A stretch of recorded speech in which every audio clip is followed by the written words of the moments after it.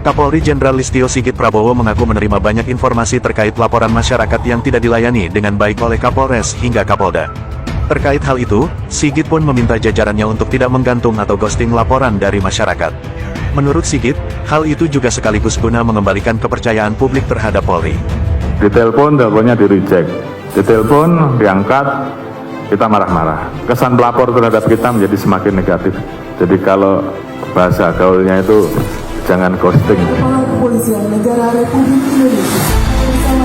Menunjukkan kesungguhan dalam memberikan pelayanan harus bisa dijelaskan secara transparan dan rasional dan memenuhi logika publik. Ini yang harus rekan-rekan lakukan. Karena dari keempat strategi tersebut, maka yang berkorelasi paling kuat terhadap peningkatan kepercayaan publik adalah procedural justice.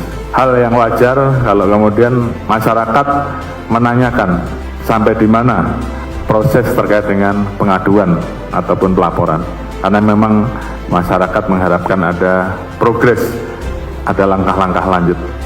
Kecenderungan dari rekan-rekan karena menerima laporan banyak, menerima pengaduan banyak, sehingga kemudian lebih mementingkan yang menjadi prioritas, meninggalkan hal-hal yang mungkin rekan-rekan anggap itu tidak prioritas, tapi itu penting buat masyarakat yang melapor. Akhirnya terjadi sumbatan komunikasi, rekan-rekan menghindar, tidak mau menemui, sehingga kemudian kesan publik, kesan pelapor terhadap kita menjadi semakin negatif.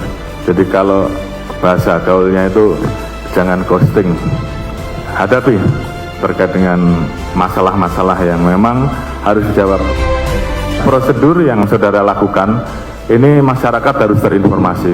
Karena memang kita juga dibatasi dengan aturan, dengan undang-undang, sehingga tentunya tidak semuanya bisa kita lakukan. Tapi terkait dengan kesulitan-kesulitan tersebut dikomunikasikan sehingga kemudian masyarakat memahami dan mengerti. Dan kemudian kita bisa saling melengkapi. Misalkan di dalam penyidikan, masyarakat tentunya mengharapkan bahwa proses penyidikan bisa tuntas. Sementara alat bukti kurang.